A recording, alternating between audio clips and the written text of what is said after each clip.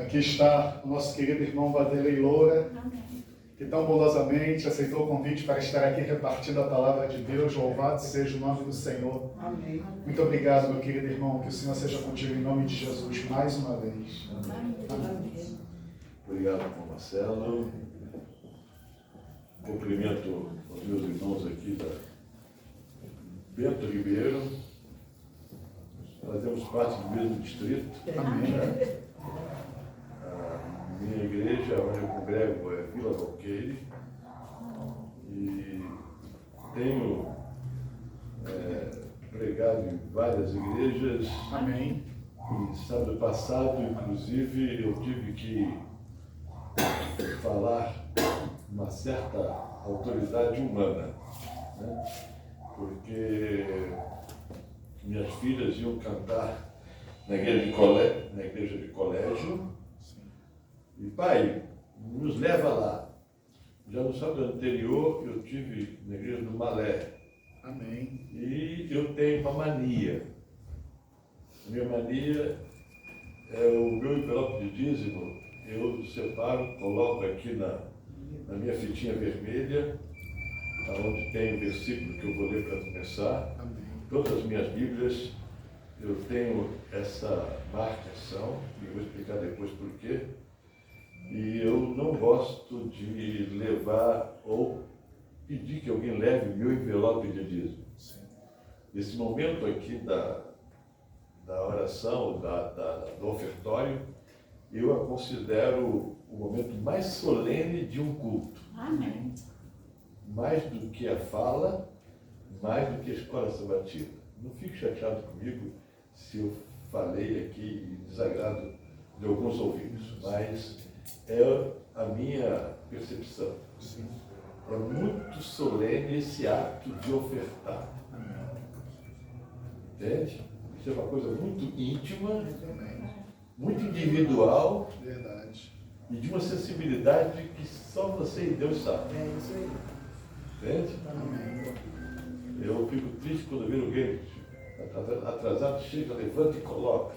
Eu prefiro deixar para outra oportunidade. E assim, sábado passado, eu fiz uma ginástica. Levei minhas filhas em colégio, voltei para a Vila Valqueire, Amém. deixei a minha mulher, que a minha sogra estava passando mal, e fui levar a minha sogra para o hospital, e eu fui para o culto de Vila Valqueire para eu fazer a minha adoração, e depois do culto divino voltei a fazer toda a logística de novo. Amém. E hoje estou aqui. Oh, glória. Sábado que vem pretendo estar em Vila Valqueire, que é dia 2, né? E no dia 9 eu estarei conhecendo a Igreja Adventista de Matosinhos, Portugal. Olha, que bênção, que privilégio. Eu vi que o senhor também está escalado em Praça Seca, né? Eu não sei qual dia. Dia 26 de agosto. 26 de agosto. Isso. Eu vi lá na escala do irmão Edson. E eu vou conhecer como é que é a Escola Sabatina e Culto Divino lá dos Patrícios, lá, né? Amém. Cidade de Matosinhos. Quando eu falei com o meu chefe, que ele queria marcar meu voo para sábado, eu disse, não, marca para domingo. Eu quero conhecer a minha igreja aí em Matosinhos. Amém. E ele me ajudou a localizar e falou, olha, a tua igreja fica a uma quadra do hotel que você vai ficar. Dá você ir a pé do hotel para a igreja. Mas, que hora que acaba o culto? Meio-dia. Eu vou te pegar na igreja meio-dia e tu vai almoçar comigo. Glória a Deus. Então, orem por essa viagem. Eu estou levando de presente o Desejar Translações para a esposa dele e um grande conflito para ele. Ou eles vão ficar mais amigos ou meus inimigos. Mas eu estou orando para que seja o contrário. Amém. Né? Seja amigos. Há 2 anos que eu faço um trabalho para eles. Eu represento essa empresa Ramires, Conservas Ramires, e viajo o Brasil visitando os importadores. Não é um produto barato, popular, né? Tem toda uma preocupação com a saúde alimentar. Para você ter uma ideia, o azeite que eles usam nas conservas tem que ser extra virgem, testado no próprio laboratório deles. Olha. A lata não é flange, é alumínio, para nunca enferrujar. Olha que benção. Entende? E os peixes são pescados, chama-se peixe silvestre, pescados sempre em águas profundas, nunca na parte litorânea. Poxa. É um produto caro. Aqui no Rio de Janeiro você encontra em 3 supermercados hoje: Zona Sul, Pão de Açúcar e Mundial. Pra você ter uma ideia, custa em média aí, talvez, vou dar um parâmetro aqui, uma lata de sardinha, azeite, coqueiro, Gomes da Costa é conhecido, né? Custa em média na gôndola em torno aí de R$7, R$8 no máximo. A nossa vai custar no mínimo R$12, R$13. Nossa, mais que eu. Mas é rica em ômega 3 e por aí vai. Amém. Entende? Bom, não quis aqui fazer nenhuma merchandising, mas eu quero apenas me posicionar. E são 11h04. E eu concordo com o nosso irmão Marcelo, estamos diante de Deus. Amém. A casa é dele. E às vezes lá em casa alguém faz um comentário: poxa, por que você no sábado não tira a roupa? Não. Sábado é um dia especial. Verdade. Muito especial. Do pôr do sol ao pôr do sol, eu tenho uma preocupação muito grande com essas 24 horas. Amém, Senhor. Não como forma legal, é reconhecimento espiritual. Amém. Entende? Amém. Louvado seja Deus. Eu, como disse aqui no início, a minha Bíblia, eu tenho outras, mas essa aqui que eu carrego, que é mais leve. Eu tenho essa fita vermelha e toda ela tem a marcação aqui. Jeremias 31, verso 3.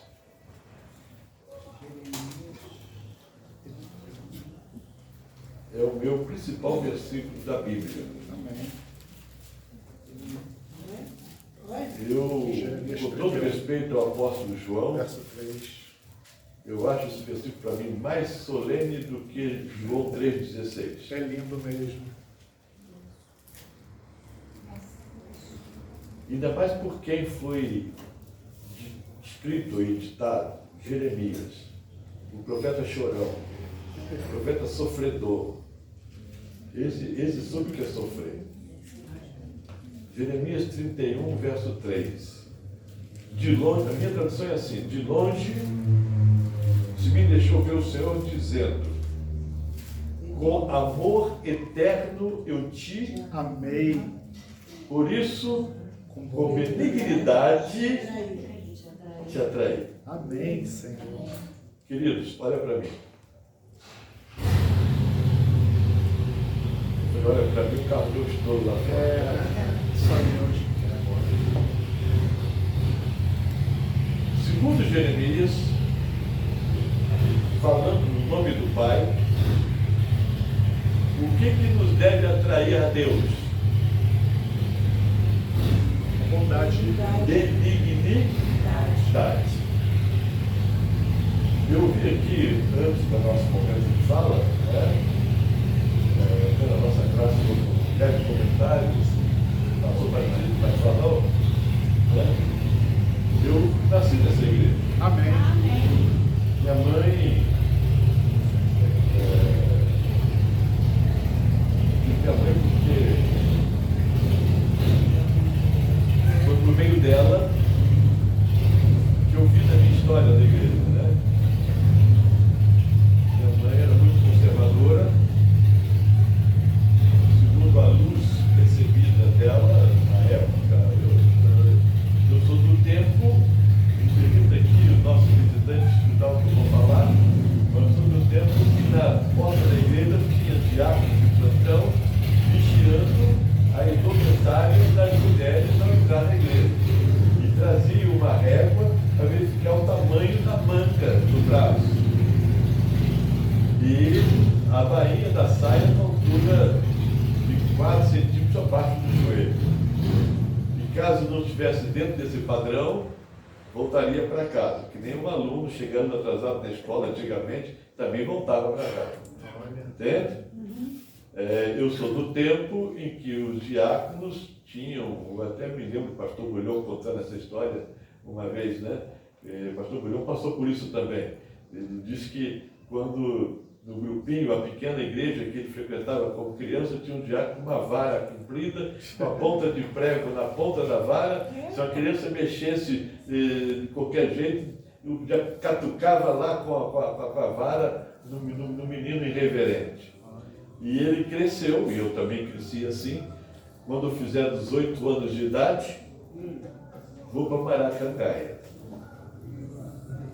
Você sabe o que é isso, né? Não, sei não. Não?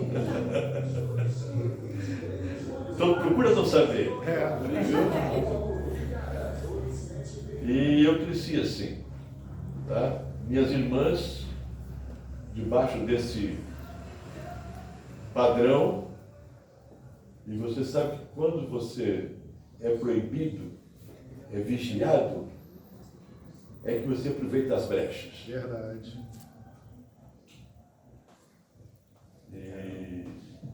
E as minhas irmãs, todas elas, foram dar uma voltinha lá fora. Eu não afirmo que fui lá fora, mas confesso de público que andei muitas vezes com os dois, uma perna dentro e outra perna fora. Imagina. Até encontrar a minha própria experiência. Amém. Ai, que bem. Né? Era uma educação rígida, culto de manhã, culto de noite, hora para sair, hora quando chega, enfim, mamãe era capitã. Olha o que o senhor se tornou hoje, né? Né? Não, estou tentando. E quando os 8, 19 anos fui servir exército. E lá no quartel, minha PM 075, rádio operador, rádio telegrafista, operação de rádio. E o meu serviço tirava 24 horas dentro de uma cabine, uma estação de rádio, onde a gente, naquela época, não tinha a comunicação que tem hoje. Então tinha a estação de rádio, transmissora, onde a gente tinha um horário 3 vezes no dia que colocava a rádio no ar, onde se falava com vários batalhões e Ministério do Exército e tal. Então a gente era operador e ficava ali 24 horas de serviço, entendeu? A minha mãe aí. Minha mãe e meu pai. Oh, bem. José Gonçalves Loura e Ana Gonçalves Martins. Né? E então eu servi no exército e tal, levava para a cabine. Naquela época tinha umas revistas, vocês não conhecem mais, mas Vida e Saúde, Atalaia, Mocidade. Talvez os que têm cabelo branco aqui que não pintam, talvez sabem o que é isso. E muitas das vezes o capitão, o oficial do exército, entrava na cabine e via lá aquelas revistas lá que eu levava para ler, né? 24 horas dentro de uma cabine de 2 por 2, assim, entendeu? Então, olhava assim, soldado Loura, que literatura é essa? E às vezes acontecia até de uma das revistas era emprestada para eles lerem depois. Um belo dia, eu chego em casa após o quartel e eu cheguei para minha mãe e disse, mãe, o que é? Eu estava lá sozinho, lá na cabine, tirando serviço, me deu um troço na cabeça. O que é? Ela só parou de perturbar meu juízo. De cobrar, orou para sair, orou quando chegou e tal. O que está acontecendo com a senhora? E ela olhou para mim, meu olho, suspendeu a bainha da saia e mostrou o joelho. Eu disse, ó, meu filho, eu senti que eu estava te perdendo. E eu resolvi mudar a estratégia. Eu agora só oro por você. Ai, cara.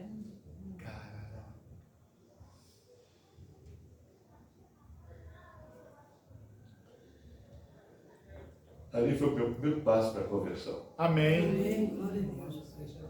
Eu descobri que eu mentia, que eu chegava na classe e dizia que estava certinho, não tinha estudado nem dois, nenhum. É porque antigamente você estudava. Eu estou certo, né? Isso. E falar 6 era vexame, né? Aí mentia. Tentando passar como mau estudante, mentia, dizia 7. Teve um sábado que Madureira recebeu o colégio do IPAI, Petrópolis, veio fazer programação. E eu, bem falante, comunicativo, tomava conta de uma classe, fui para passar a lição na minha classe, não tinha pego na lição um dia da semana. Mas desenvolvi perfeitamente bem, porque naquela época a cabeça fresca, tudo funcionava. Olha o Vanderlei, olha a ficha dele. O tempo passou e me casei, nasceram minhas filhas e um belo dia, fazendo parte da liderança jovem, chegou na nossa vida um pastor chamado Pastor Bulhão. O Pastor Bulhão era pastor em Belo Horizonte e foi convidado a ser departamental de jovem da nossa União, na época União Oeste. Pegava Rio, Minas, Espírito Santo, Bahia. E a primeira atitude que ele tomou foi convocar toda a liderança jovem do campo, acompanhado dos seus pastores, mas no final de semana lá em Saturnina.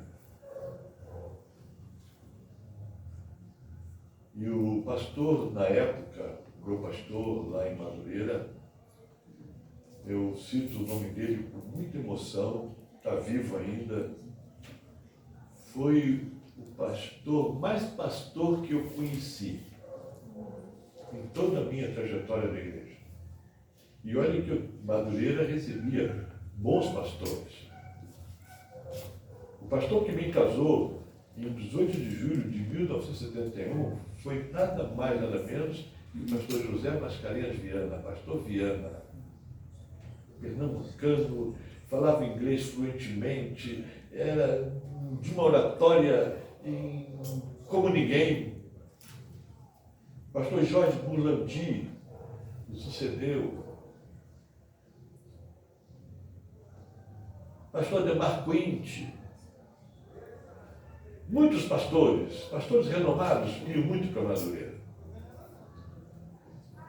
Mas, na época do pastor Bulhão, o pastor Paulo Matos era o departamental de jovem, e o nosso pastor chamava-se pastor Alcides Cruz Rodrigues. Não era um pastor de uma oratória eloquente como o do pastor Viana, mas ele criou uma imagem que hoje todo mundo usa nas igrejas. Ele tinha um hábito, e desse hábito virou padrão. Começava o sermão dele contando história para a criança. E eu vivi uma experiência com o pastor Alcides que eu quero compartilhar com vocês. Eu vou até mudar aqui o meu projeto, viu, minha irmã? No final, o hino final, não sei se a irmã vai conseguir, vou levantar aqui a bola. Se pudéssemos cantar Rumo ao Porto Seguro. Se achar, a gente vai terminar a nossa fala cantando esse hino. Amém. Bom? Muito bom. Invertir aqui. Deus sabe todas as coisas, que o segundo ouviu já vai falar isso aqui também. Deus sabe tudo. Sabe? E por que eu estou contando isso aqui? Porque eu tenho 2 sobrinhos pastores. Amém. Um foi meu pastor no quadriênio passado, pastor Edson, e o outro atualmente toma conta do distrito de São Pedro da Aldeia, lá na região dos Lagos, Kedson. E eu tenho um irmão hoje jubilado, obreiro jubilado, terminou a sua tarefa como auditor lá na Associação Espírito Santense. Jubilou por lá e por lá ficou, está morando lá. Então eu tenho assim uma agonia muito grande pela nossa organização. Eu fui mesário da Associação por 2 vezes, uma na Rio de Janeiro e outra aqui na Rio Sul. Então a gente tem assim, uma experiência muito viva do que se passa por trás das cortinas. E pastores, os obreiros, me permitem aqui, os visitantes que estão conosco, o que eu vou falar é que Jesus também sempre foi assim e nunca jogou a sujeira debaixo do tapete. E o que ele deixa claro é para o nosso ensino. Amém. Se ele relata alguns problemas dos seus discípulos, é porque ele está querendo dizer, olha, não faça o mesmo que eles fizeram. Verdade. Então, nessa chegada do pastor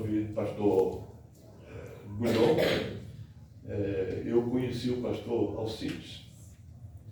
E sem querer falar do pastor Bulhon, e a minha fala quer direcionar ao pastor Alcides, o pastor Alcides é um pastor diferenciado. Olha só o primeiro contato meu com o pastor Alcides. Eu tinha comprado um apartamento no Largo do Bicão, Vila da Penha. Ali. O sonho de todo iniciante profissional é ter seu imóvel, ter seu apartamento. E apareceu esse apartamento em 0 quilômetro, Francisco Xavier Imóveis e tal. Só que eu não queria tirar minhas filhas da escola adventista de Madureira. Na época não tinha escola Praça Seca, era nos fundos da igreja de Madureira. Então, o que eu fazia? Toda manhã, quando saía para trabalhar, levava minhas filhas para a escola, e a Isaura, minha esposa, meio-dia, ia buscar. Só que minha sogra mora em Madureira. Filha pega as filhas, está em Madureira, já que está aqui, vai para casa da mãe. Eu chegava no final do dia do trabalho, lá na Vila da Penha, um bilhetinho, vem me pegar em casa, na casa da mamãe. Avenida de Garromero, na época, no Mercadão de Madureira, que é aqui que minha sogra mora, né? É um trânsito complicado. No dia que eu estava de boa maré, vamos lá. No dia que eu estava meio azedo, já está em casa, dorme lá e... Coitada, às vezes fiz o meu sogro trazer ela, às vezes à noite. E isso foi gerando dificuldades. Até que, passando por Madureira, o capitão Macieira, escrito capitão Couto Menezes, vi lá um prédio novo, o Xavier Imóveis vendendo. Opa, é bênção. Procurei o Francisco Xavier Imóveis e fizemos um negócio tão rápido que eu fiquei até admirado. O é bênção é maldição, porque foi muito rápido. E aí, Xavier Imóveis, em 15 dias, tratando de papelada, transferiu o meu financiamento para um novo apartamento. E dia 15 de dezembro de 1980, eu estava assinando a escritura nova. Maravilha, crianças agora iam até a pé para a escola, né? E eu feliz da vida, e a história vai numa outra direção aí, que eu não quero passar aqui, que eu não quero fugir do pastor Alcides, né? Mas ali foi mais maldição do que pensam, porque depois de comprado e instalado, descobri que tinha um ponto de venda de droga na porta do prédio. Isso, cara. Por isso que vendeu rápido. Mas vamos ao pastor Alcides. Já que voltei para Madureira, tinha um irmão de Madureira muito animado, que gostava de fazer rodada de pizza na casa dele e tal. E esse irmão fez essa agenda lá de rodada de pizza na casa dele, e a rapaziada, a moçada foi toda para a casa dele, né? E eu também fui, recém-chegado de volta para Madureira, né? Quando eu estou lá, tá, e o pastor Alcides tinha recém-chegado também de outro distrito, vim para Madureira, e aí me apresentaram: pastor Alcides, isso aqui é o Vanderlei, ó, está voltando para a base, voltando para casa. Pastor Alcides, prazer. E eu não quero você em Madureira. E duro assim mesmo. Ué, pastor, foi que houve? Não.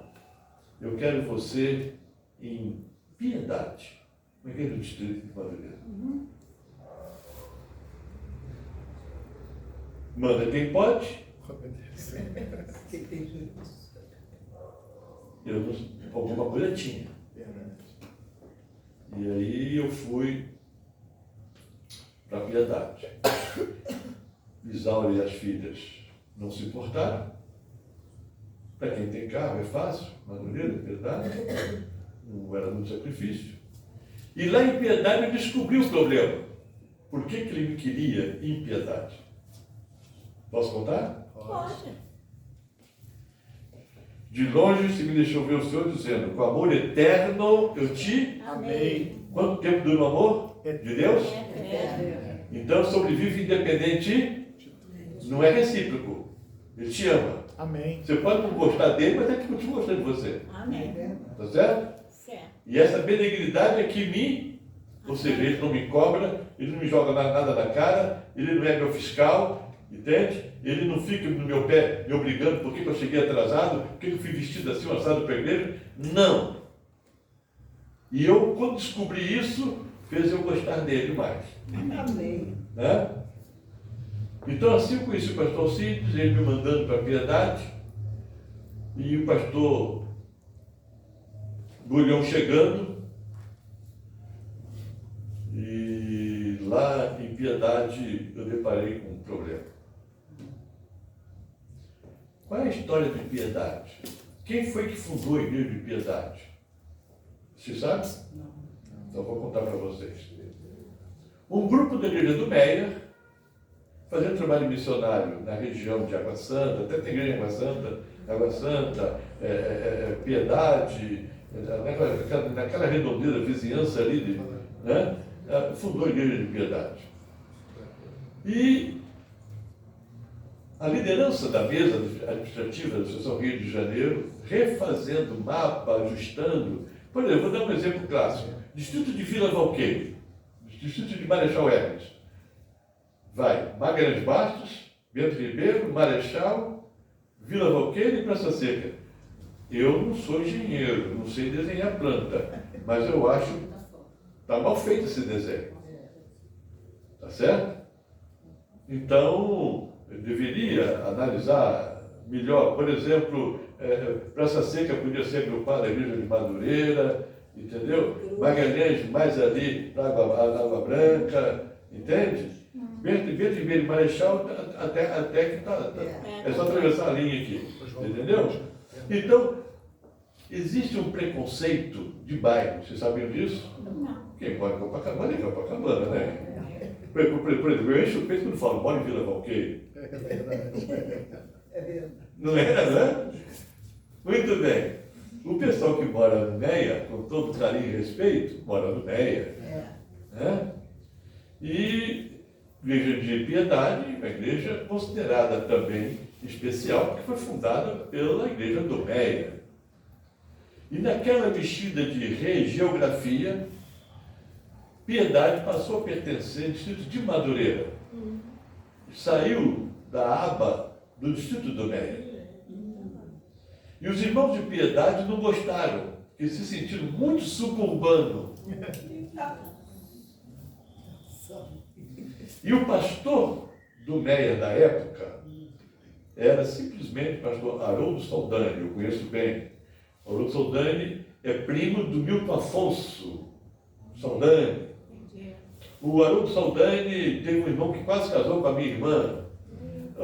Os pais, a mãe do Milton Afonso, foi que ganhou minha mãe para a igreja, lá em Belo Horizonte. Olha. Nós morávamos no mesmo quintal. Entende? Então eu conheço bem isso aí, essa manha.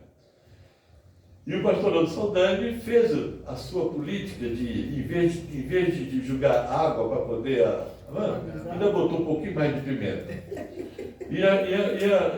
E lá em Piedade tinha um ancião com todo respeito, não vou citar o nome dele, que minha mulher fala, Vanderlei, você conta histórias, você fala muito bom das pessoas, não fala. Né? E eu estou aqui lembrando da Dona Isaura. Né? Então, não vou falar o nome do ancião. Mas o ancião, ele tinha uma liderança tão forte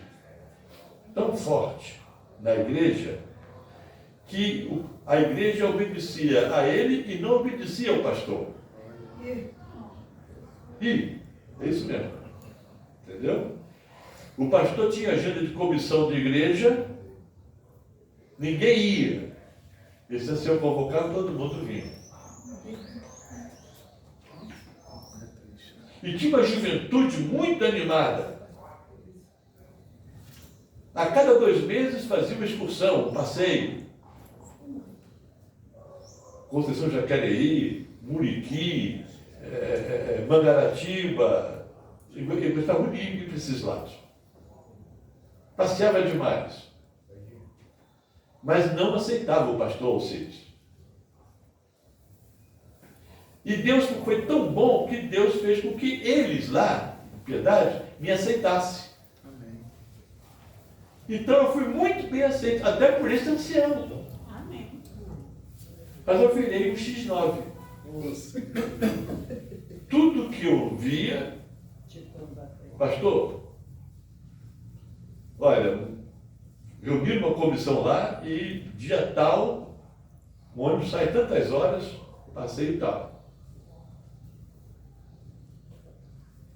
E os irmãos batiam muito no pastor.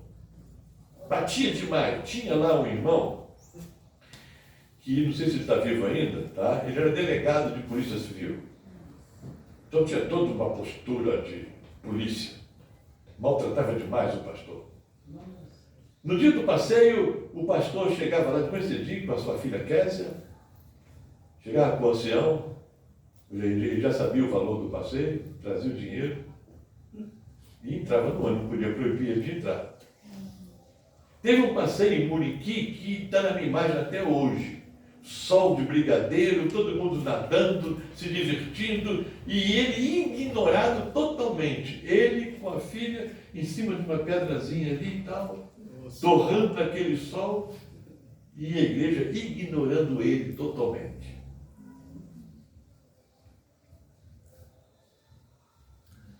A hora já avançou e eu queria contar um pouco mais da história, mas só por causa do pastor Alcides, Jeremias 31:3. Pois bem, passou 1 ano e meio, o pastor Alcides foi embora, e aí então, bom, o pastor Alcides foi embora, não sou mais obrigado a ficar em Piedade, volto para Madureira. Voltei para Madureira, o tempo passou, alguns anos passaram, e um dia eu fui visitar a igreja do Meia. E lá na igreja do Meia encontrei com esse delegado da polícia. Ô, Vanderlei, tudo bem, família bem, tudo bem, nos abraçamos e tal. E aí ele vira para mim e disse, Vanderlei, você tem notícia do pastor Alcides? Eu tenho. A gente às vezes conversa pelo Face. Puxa, mas eu preciso falar com ele. Eu digo, não estou te entendendo. Você era o que mais maltratava ele. Você judiou bastante dele. É verdade, verdade. Eu preciso falar com ele. Porque aquele que é pastor, Como assim? Agora você reconhece ele é pastor? Eu preciso falar com ele porque eu preciso pedir perdão a ele, porque pastor é isso. Sabia que a gente não gostava dele, não aceitamos ele, mas ele nunca abandonou a gente. Amém. Visitava a gente, saía com a gente, mesmo sabendo que a gente não gostava dele. É verdade. Meu Deus.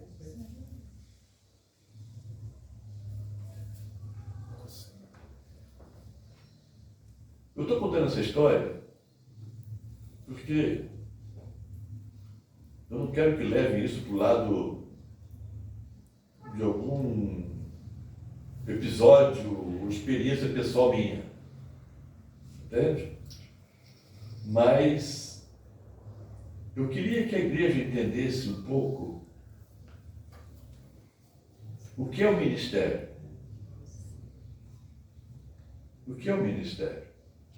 A tecnologia hoje é capaz de fazer qualquer igreja se movimentar e explodir de poder.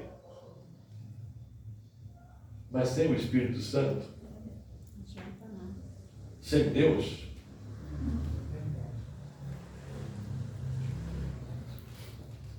eu posso gastar mais 15 minutinhos? São 11h30. Pode sim, até meio-dia. Respirei, agora respirei bem. Voltando ao pastor Bulhão.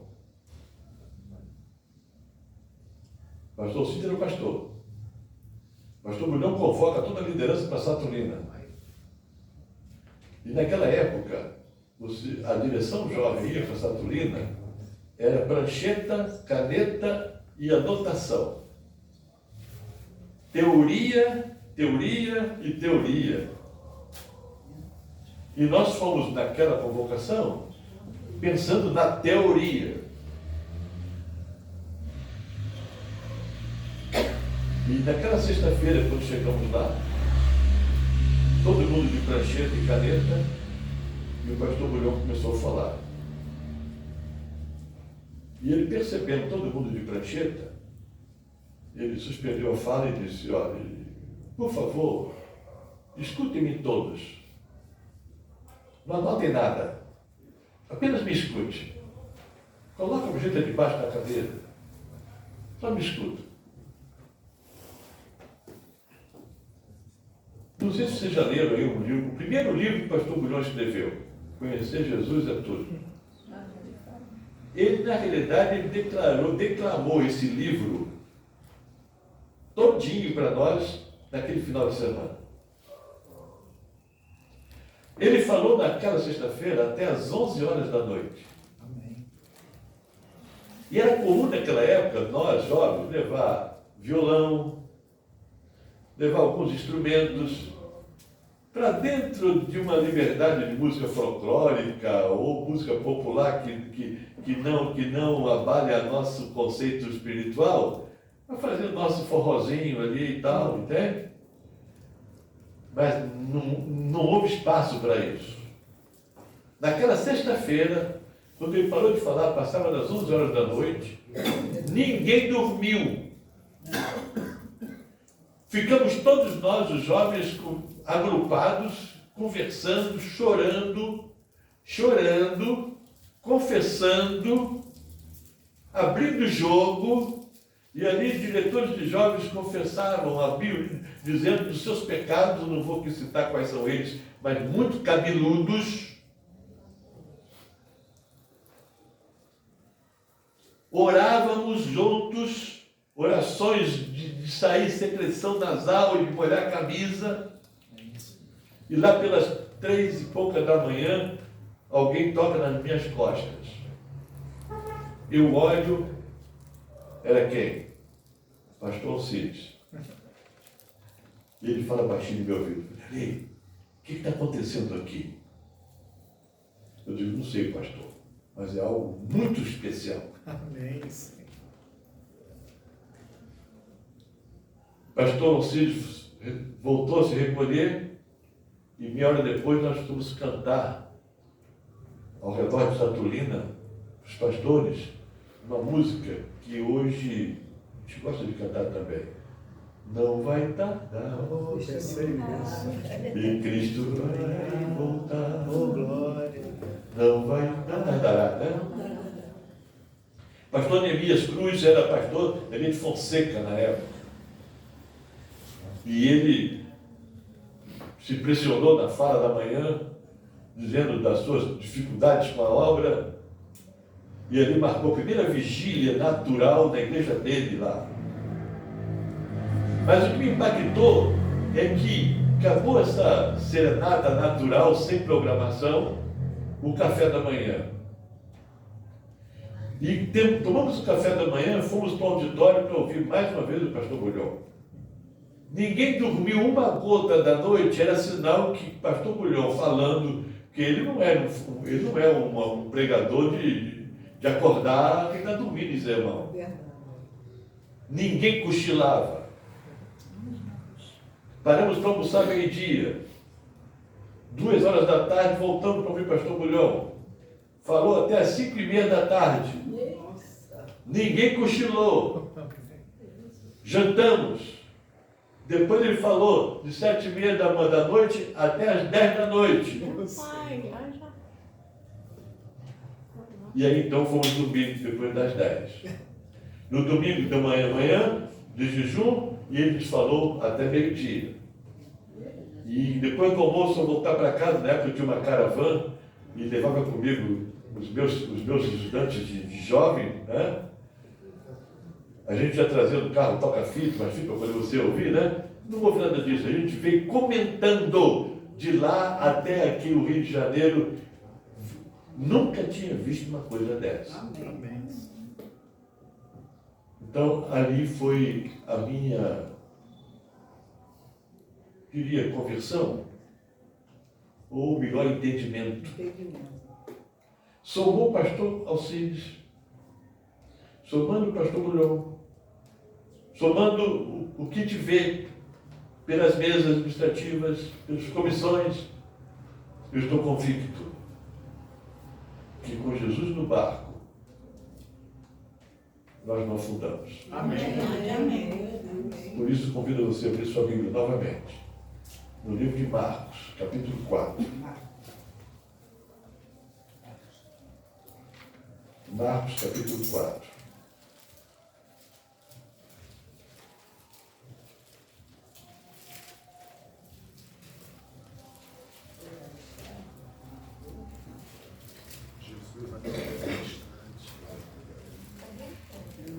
A partir do versículo 35 diz assim, ó. Naquele dia, posso ler? Pode. Naquele dia, sendo já tarde, disse-lhe Jesus, passemos para a outra margem. E eles, despedindo a multidão, o levaram assim como estava, no barco. E outros barcos o seguiam. Ora, levantou-se o quê? Grande temor? E as ondas se arremessavam contra o? De modo que o mesmo já se estava enchendo o quê? De água. E onde estava Jesus? Aonde? Na popa. O barco tem popa e proa, né? A popa é a traseira. O barco bate menos. Na proa, recebe a pancada da onda. Né? E diz aqui que estava dormindo com um travesseiro. O mar estava terrível, mas ele estava dormindo, sereno, tranquilo. E qual é a reação dos discípulos? O que diz aí? Mestre, acorda, mestre. Olha aí, mestre. A gente vai morrer. A água está entrando dentro do barco.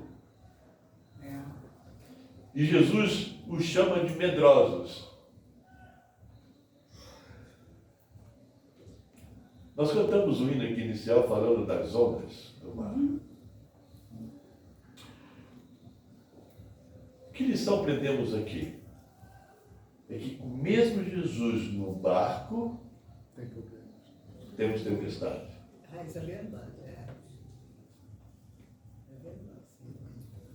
Não estamos livres das tempestades. Mas com Jesus no barco, o barco afunda? Não. A gente pode levar alguns caixotes. Sabe o que é caixote, não sabe? Beber água salgada. Tinha, né? Faleceu, meu irmão mais velho, esse não veio morar no Rio de Janeiro, e uma vez ele veio com a sua esposa, minha cunhada, e os seus 9 filhos, tudo escadinha, né? De 2 anos a 11, e foram conhecer a praia. E enquanto a gente tirava um, estava lá rolando na onda, lá, o outro. E naquela época, os pais batiam muito nos filhos, né? E um dos meninos lá, com medo de apanhar, não quis falar que bebeu água, né? Água daqui é sagrada.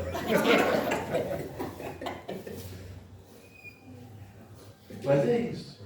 Mas na vida, entenda isso, mesmo com Jesus no barco, e agora eu quero fechar a nossa fala com outra história de Jesus no mar. Olha que coisa curiosa. Continua no livro de Marcos, no capítulo 6.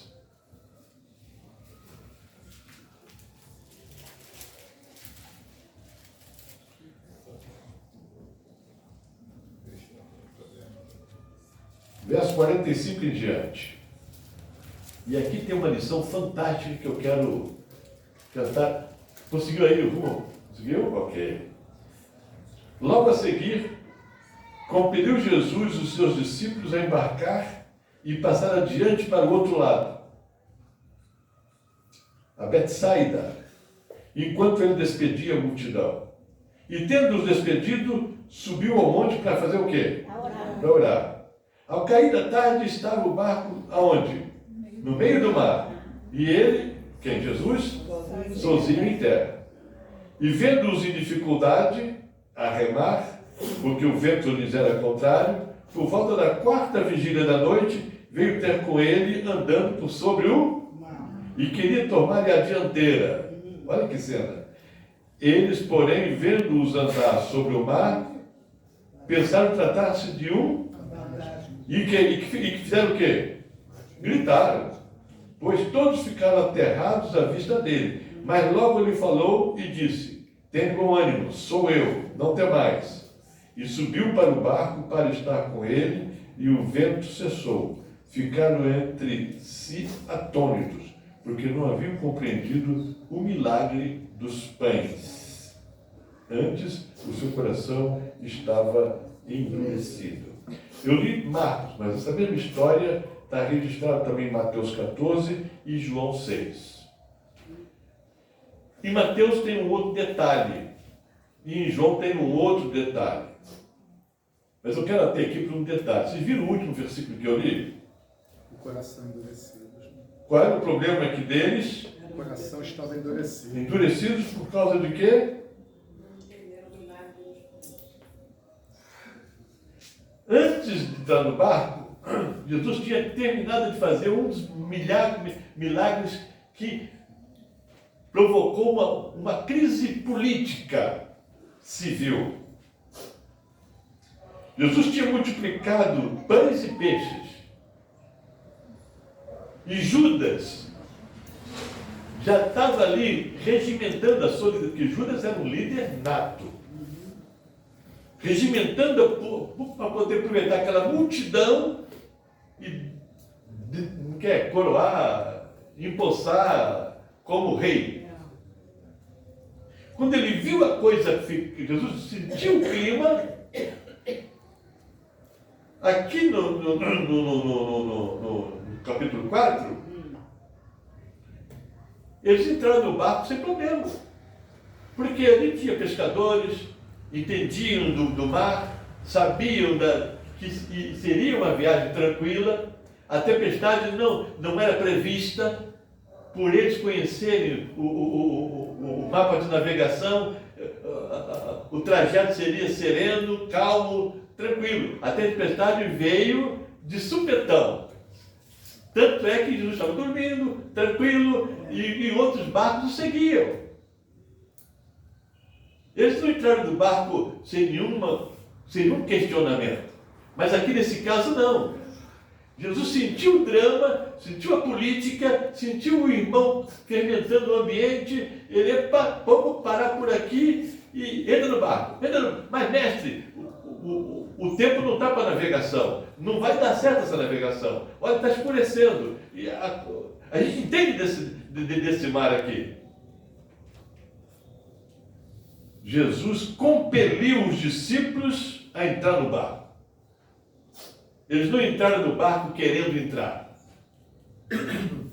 E o pior, ele foi no barco? Não. Para onde é que ele foi? Orar. Foi orar. Sentiu quando ele viu o clima da igreja dele? Como é que se resolve o clima quando o clima da igreja fica ruim? É oração. Captaram a mensagem? Sim. Ele lá orando, vendo a dificuldade deles aqui. É isso mesmo. E lá pela 4ª, deixa eu lá socorrer eles. Vem correndo, ao ponto de passar na frente do barco. Mateus coloca um detalhe, João coloca outro, e entre os detalhes, um está aqui. Pedro, quando viu, tomou medo, perguntou: se és, me chame para mim até você. E ele foi. Andou sobre as águas também. Sim. E aqui entra um detalhe que alguns pregadores, falando sobre esse tema, né, costuma crucificar Pedro, dizendo que quando ele olhou para os discípulos, ficou envaidecido e aí então ele afundou. Eu quero inverter a história, para terminar. Pedro foi o único que teve a coragem de sair do barco para encontrar com Cristo. Os outros preferiram a comodidade do banco do barco, ou do banco da igreja. A igreja nossa tem que tomar essa ousadia de sair do barco. É mais cômodo para nós virmos à igreja, sentar na igreja, cantar, louvar e ir para casa. Desculpe se eu estou saindo do contexto que muitos já falaram diferente disso. Mas eu bato palma para Pedro, sendo vaidoso ou não, querendo aparecer ou não, ele saiu, foi. Foi encontro de Jesus. Os outros preferiram ficar onde? No barco. E você, prefere ficar onde? Verdade. No barco ou sair do barco? É. Cuida do nosso barco, Pai. Cuida, Pai. Não deixa a gente segurar o timão, não. O Senhor tem que segurar. Amém. A gente acha que pode, Verdade. mas o Senhor que sabe de tudo. Amém. Abençoe os nossos amigos visitantes. Abençoe, Senhor, por favor. Abençoe esta igreja aqui em Pedro Ribeiro. Em nome do Senhor Jesus. Que o 4º anjo possa iluminar toda essa área, usando essa igreja como ferramenta principal. Assim seja, Senhor. Abençoe o pastor Romano, Por favor. dê ele sabedoria Dê, e, Pai acima de querido. tudo, comprometimento com o Senhor. Por favor. Seja com o pastor Cides. Falei dele aqui hoje. Verdade. Que ele possa continuar, Pai, sendo abençoado pelo Senhor, como sempre foi. Assim seja. Seja com os pastores, de modo geral. Por favor, Santo Deus. Que eles sejam mais vocacionais e não profissionais. Assim seja. Seja com os meus sobrinhos. Tenha misericórdia deles. Por favor, Senhor. E seja com cada um de nós aqui presente. Assim seja. Em nome de Jesus. Amém. Amém. Amém. Amém. Amém.